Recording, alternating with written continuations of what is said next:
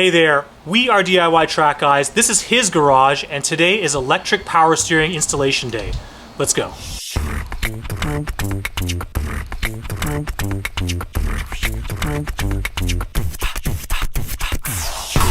Hi, my name is Jesse. This is my 1993 Mazda Miata.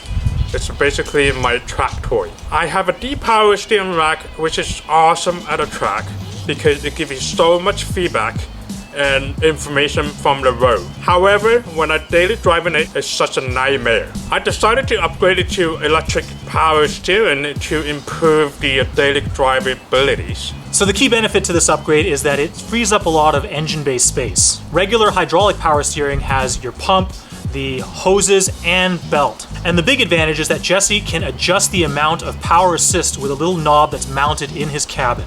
So what are we working with here? We got ourselves an electric power steering kit from ePower Steering. The components of this kit include this electric motor assembly, the required steering shaft and column assemblies, this steering ECU, this EPS controller, which is a knob that adjusts the amount of electric assist, a power cable that Jesse has already extended to reach the trunk-mounted battery, and a few fasteners. All right, let's get this thing installed.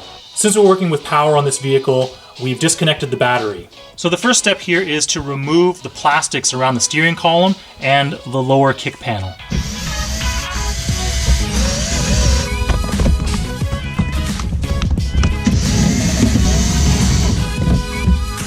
The next step is to remove this steering column mounting bracket. It's fastened to the firewall by two 12mm nuts on studs there. So you can see one on the left-hand side. This might be hard to see, but there's one on the right-hand side here. As well, we need to remove the 12mm bolts on each side of the upper steering column. Next is the mounting bracket bolts.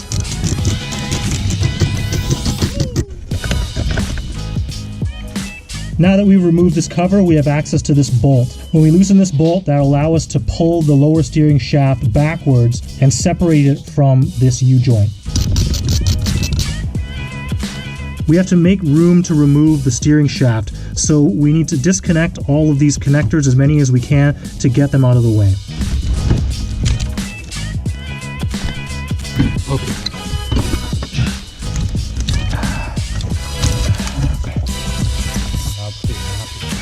Now that we have all these wiring harnesses disconnected and moved out of the way, we have clear access to remove the steering column. And here we have it. Here's the old steering column that we just removed beside the new stuff. We need to remove three things from the old steering column: the steering wheel hub, the combination switches with the clock spring assembly, and the ignition cylinder, where you put your key in. Looking at the new steering column, the first thing we'll need to do is install this bracket on the firewall, and the middle part with the motor and the lower steering shaft, and finally the upper steering shaft. So top tip here, we've zip tied the wiring harnesses away on both sides. This gives us a straight shot at that lower bracket and U-joint.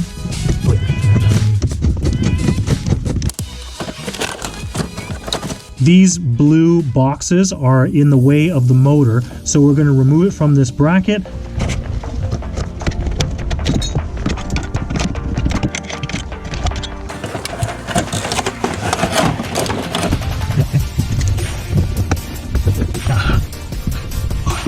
The lower shaft here, while it was connected to the motor, we could not align it with the U-joint on the mounting bracket. We looked at the instructions again. It actually does say to install this separately from the motor unit, and then once this is in the U-joint, then we connect the motor assembly.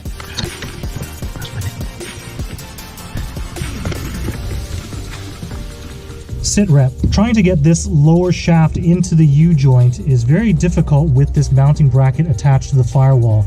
So what Jesse's done is inserted the lower shaft into the U-joint, put the bolt in finger tight, and now we're going to bolt this thing back up to the firewall.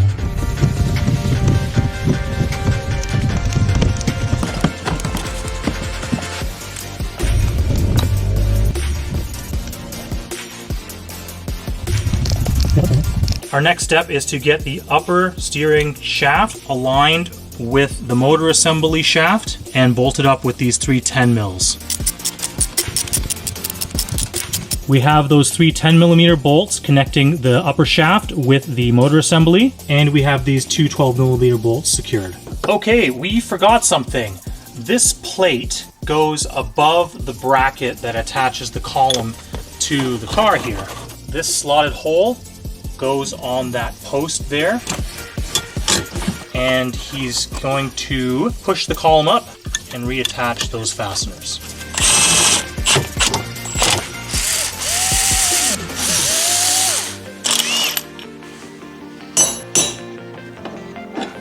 The next step is we need to remove the combination switch with the clock spring. Jesse's going to use this cutting wheel to cut a slot into the bolt so that we can back these out.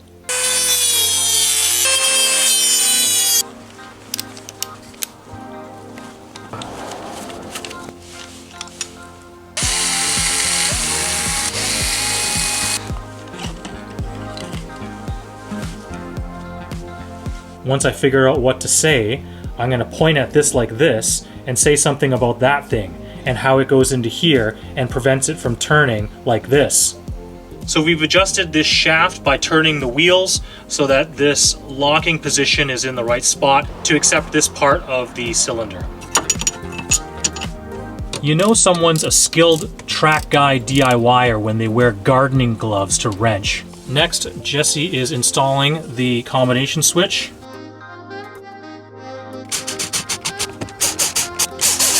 This might be a good time to explain how the clock spring works. Notice these two arrows, one on the hub and one on the clock spring. If you signal, and then you turn the clock spring past a certain detent right about here, once you're finished turning and return to center, it resets the turn signal. Neat.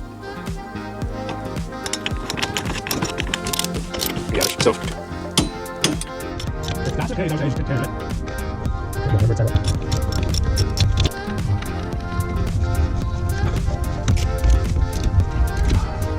This is the EPS controller knob that adjusts the power assist. And on one end, there's an ADA circuit. So we need to find a place in the fuse box to plug this in. Yeah. Okay. No, I'm good.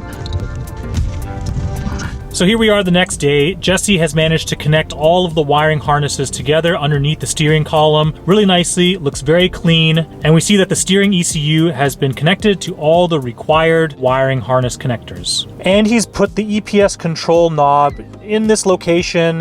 He's ordered a blanking plate for this spot here, and this will poke through. So Jesse has also ran his modified power cable fused to the battery, and he's done a nice job. He's run this power cable on the right side of the vehicle through this hole that leads to the rear bulkhead. The power cable comes through here along the rear bulkhead behind the carpets. Sorry about the harsh lighting here, but the power cable is routed along the transmission tunnel and runs up to the footwell, across to the driver's side footwell to the ECU. The e-power steering instructions say to run power directly to the alternator. The good thing about Jesse running it to the battery is that in the key-on position, the steering ECU and motor are getting power and will provide assist. So as long as your battery is not dead, you get your power steering. So right now we have the key in the accessory position, and it is getting power. We've set the adjustment to minimum, and it requires a lot of force to turn the wheel. Now we'll adjust it to maximum assist by turning this knob fully clockwise. And now when we go to turn the wheel,